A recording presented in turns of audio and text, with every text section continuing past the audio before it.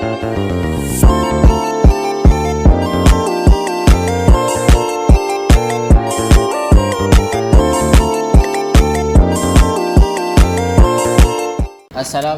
warahmatullahi wabarakatuh. Waalaikumsalam warahmatullahi wabarakatuh. Sebelum kita mulai pelajaran, alangkah baiknya kita berdoa terlebih dahulu. Al-Fatihah.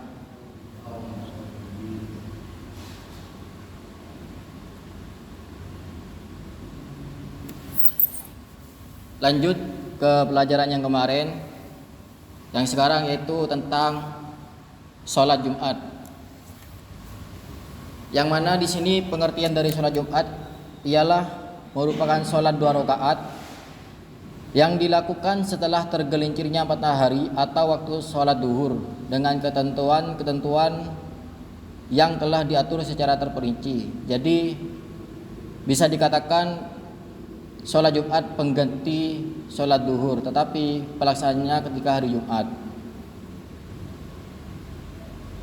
Yang mana terdapat dalam firman Allah Subhanahu wa taala yang berbunyi Bismillahirrahmanirrahim, ya ayyuhalladzina amanu idza nudiyatis sholati min yaumil jumu'ati fas'au ila dzikrillahi wa dzarul bai'.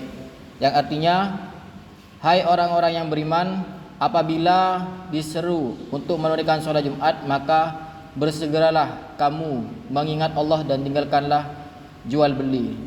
Jadi ayat ini menjelaskan ketika sudah waktunya sholat Jumat, maka semua aktivitas atau kegiatan yang dilakukan hentikan terlebih dahulu untuk melaksanakan sholat Jumat. Dan terdapat juga dalam sebuah hadis yang berbunyi, Inna yaumal jumu'ati sayyidul ayyam wa a'dhamuha indallah wa huwa a'dhamu indallahi min yaumil adha wa yaumil fitri. Yang artinya hari Jumat adalah tuannya semua hari dan bagi Allah merupakan hari paling agung di mata Allah. Hari Jumat lebih agung daripada hari raya Idul Fitri dan Idul Adha. Bisa diartikan bahwasanya hari Jumat merupakan hari yang lebih agung daripada hari-hari yang lainnya.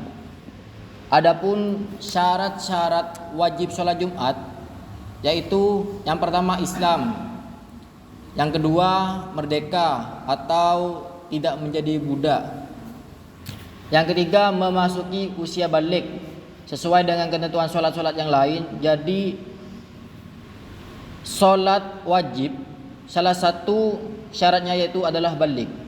Yang ketiga berakal, dalam artian tidak gila. Yang ketiga laki-laki. Nah, ini salah satu perbedaan antara sholat Jumat dengan sholat wajib yang lainnya. Kenapa sholat Jumat hanya diwajibkan laki-laki, tidak perempuan? Yang keenam yaitu sehat.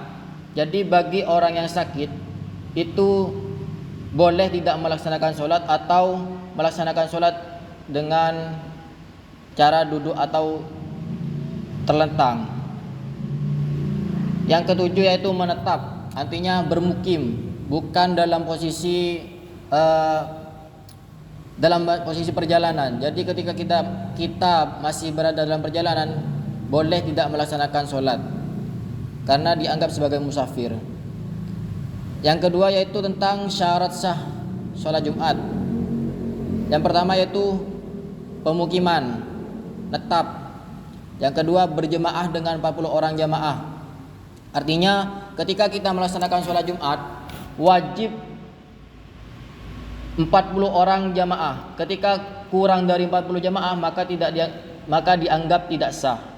Yang ketiga itu dilaksanakan pada waktu zuhur, sama halnya dengan melaksanakan sholat zuhur. Yang keempat yaitu tidak terdapat 2 sholat Jumat dalam waktu bersamaan. Dalam artian di dalam suatu masjid daerah sah hukumnya jika tidak didahului oleh salat Jumat di masjid lainnya di daerah yang sama.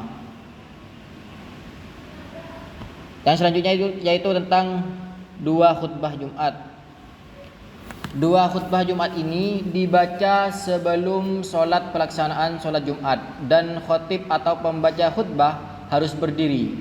Selain itu di antara dua khutbah disela-selai dengan duduk sejenak. Adapun syarat khutbah Jumat di antaranya itu yang pertama suci dari hadas besar maupun kecil. Yang kedua yaitu suci dari najis baik badan, pakaian dan tempat khutbah. Yang ketiga menutup aurat. Yang keempat berdiri bagi yang mampu. Yang kelima duduk di antara dua khutbah disertai tumak ninah. Yang keenam yaitu berurutan antara dua khutbah. Yang ketujuh yaitu berurutan antara dua khutbah dengan sholat Jumat. Yang kedelapan menggunakan bahasa Arab. Yang kesembilan jamaah yang mendengarkan minimal 40 orang. Yang ke-10 waktu pelaksanaan masih dalam lingkup waktu sholat duhur. Dan yang terakhir yaitu mengeraskan suara yang sekiranya 40 jamaah mendengar pembacaan khutbah tersebut. Adapun rukun-rukunnya khutbah yaitu terdiri dari memuji Allah Subhanahu wa taala dalam dua khutbah. Jadi isinya adalah pujian kepada Tuhan Yang Maha Esa. Yang kedua yaitu membaca sholawat kepada Rasulullah SAW. Yang ketiga berwasiat agar senantiasa bertakwa kepada Allah Subhanahu wa taala. Yang keempat yaitu membaca ayat Al-Quran pada salah satu dari dua khutbah. Yang kelima membaca doa yang ditujukan kepada orang-orang muslim laki-laki dan perempuan pada khutbah kedua. Yang terakhir yaitu tata cara pelaksanaan sholat Jumat. Nah, sholat Jumat itu memiliki tata cara pelaksanaan yang diatur secara ketat. Rangkaian pelaksanaan sholat Jumat berbeda dengan sholat fardu lainnya karena menyertakan dua khutbah sebagai bagian tak terpisahkan. Namun pelaksanaan sholat Jumat juga memiliki persamaan dengan sholat fardu. Adapun tata cara sholat Jumat yang pertama yaitu mandi sunnah dengan niat melaksanakan sholat Jumat.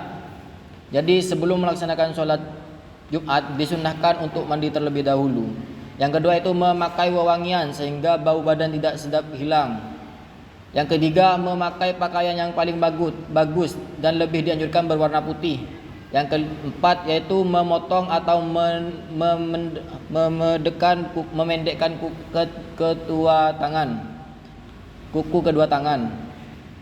Yang kelima yaitu sholat sunnah tahiyat masjid, yaitu ketika sudah menyampai masjid disunahkan untuk melaksanakan sholat tahiyatul masjid dulu. Yang keenam yaitu azan pertama. Azan pertama dibaca panjang oleh muazzin seperti yang dilakukan dalam pelaksanaan sholat fardu 5 waktu. Yang ketujuh yaitu sholat sunnah qobliyah. Sholat sunnah ini yaitu sholat yang mengiringi 2 rakaat dengan tidak memanjangkan bacaan dan memperlama gerakan-gerakannya. Jadi dipersingkat sholatnya. Yang kesembilan yaitu persiapan azan kedua. Muazzin, Bilal atau petugas yang ditunjuk berdiri dengan membawa tongkat dan menghadap jamaah dengan membaca Ma'asyiral muslimin wa zumratal mu'minin rahimakumullah, ruwiya an Abi Hurairah radhiyallahu annahu qol, dan seterusnya. Dalam pembacaan itu khutbah berjalan menuju setelah pembacaan itu khutbah berjalan menuju mimbar khutbah dan Bilal menyerahkan tongkat kepada khatib. Kemudian Bilal membaca shalawat kepada Nabi. Contohnya Allahumma sholli wa sallim ala sayyidina Muhammad, Allahumma sholli ala sayyidina Muhammad. Seperti itu. Selanjutnya yaitu ketika sudah pembacaan sholawat, khatib mengucapkan salam. Kemudian Bilal mengajak jamaah berdoa. Contohnya Allahumma qawil Islam minal muslimina wal muslimat wal mu'minina wal mu'minat, dan seterusnya. Yang ke-10 yaitu azan. Jadi setelah pembacaan doa itu dilanjut dengan azan. Yang ke-11 yaitu khutbah Jumat. Nah, baru pembacaan khutbah sudah dimulai. 2 khutbah Jumat wajib hukumnya dengan tata cara pelaksanaan khutbah sebagai berikut. Yang pertama, khatib duduk di atas mimbar sebelum memulai khutbah. Yang kedua, menghadapkan wajahnya ke arah jamaah tanpa menoleh ke kanan dan ke kiri. Yang ketiga, pada saat berdiri, khatib bersandar dengan tangan kirinya pada sebuah tongkat, pedang atau busur. Yang keempat, memendekkan kedua khutbah dan khutbah kedua lebih pendek daripada khutbah pertama. Yang kelima, khatib membaca 2 khutbah berdasarkan ketentuan-ketentuan yang telah dijelaskan di atas. Pada saat khatib duduk di antara dua khutbah, jamaah termasuk khatib dianjurkan untuk berdoa sesuai dengan maksud masing-masing karena waktu tersebut merupakan waktu yang mustajabah. Jadi jeda antara khutbah pertama dan khutbah kedua itu dianjurkan untuk berdoa karena termasuk istijabahnya doa.